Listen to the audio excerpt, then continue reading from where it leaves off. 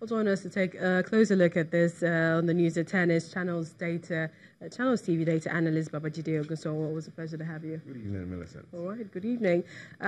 Everybody seems to agree that states need to do more and they cannot rely on the federation account. Money is coming from there. But before we discuss those, with regards to ways that they can grow their internally generated revenue, and that's IGR, how would you rate the efforts made by the states so far? And that's if the states are making efforts. It depends on what perspective you want to look at it. But I would like to take it from a slightly different angle. And tonight I'll be turning the seats on you, and you'll be the one answering the question. So consider this. Which of those animals runs faster? The cheetah running at 70 miles per hour, or the pronged antelope that runs at 60 miles per hour? Now, the obvious answer seems to be the cheetah, 70 miles per hour. But what if I tell you that the cheetah can only maintain that speed for a short distance? In human terms, if it were the 100-yard dash, the cheetah will win the race.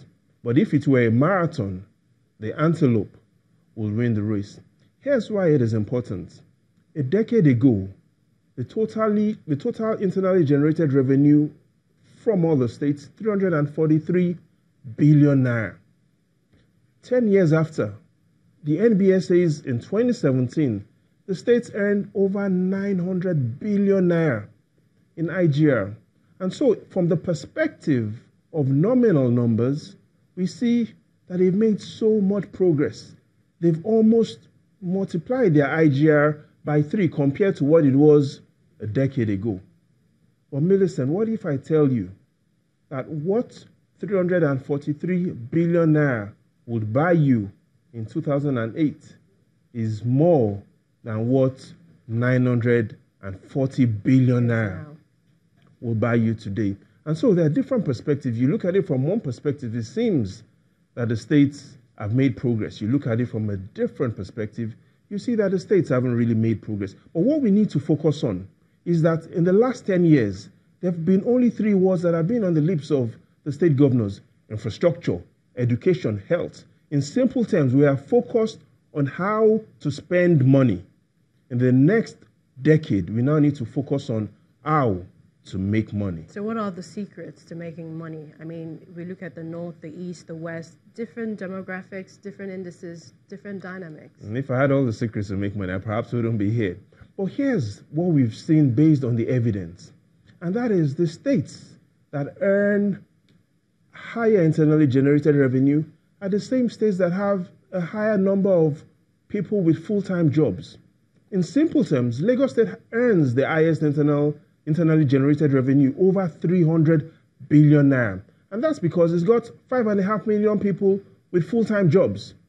Now consider another state, Yobe State. It earns the least internally generated revenue, only 3.5 billion naira. But again, it also has the fewest number of people with full-time jobs, only 515,000 people. In simple terms, there's a 90% correlation between states with high employment rates and states that generate a higher internal revenue. So the secret is we need to create more full-time jobs. That is the simple argument. And by full-time jobs, by making it practical, we need to focus on sectors that people can work in and produce goods that have export value. So that is where the future really lies. Creating more full-time jobs and creating those jobs in sectors where the workers produce goods that we can export. Isn't another thing going for Lagos State the fact of the population, the size of the number of people, and this is aside the full-time job factor? Now, Lagos is a rare case, but listen carefully to this. The internally generated revenue of Lagos State is more than the combined IGR of 28 states combined together. That is IGR. In simple terms, other states perhaps should call their own IGR internally generated rubbish. But here's why Lagos State is unique. It's because Lagos has been able to exploit its natural advantage. What do I mean by natural advantage? The coastal lines. So today, more than half of everything that we export in this nation goes through Apapa. More than half of everything we import comes through Lagos. So other states need to, one, either they exploit their natural advantage, and obviously to exploit your natural advantage, you need to identify that first, or if they haven't been able to find a natural advantage, they then need to develop an artificial advantage. But whatever it is, states do need to focus and plan ahead to be able to look at what advantages they have within their but states. Wouldn't you, I mean, you said rubbish. Isn't that's not fair? I mean, looking at where Lagos is and how it's positioned and the resources compared to other states. But how will you describe a state that earns more than what 28 other states combined earn? So we need to clearly see that Lagos State has been able to create a model. And that model is because it's got a lot of full-time workers. It's been able to exploit their natural advantage. Yes, but with states that don't have that much natural advantage, for example, and I'm thinking Kebbi's coming to mind, I don't know.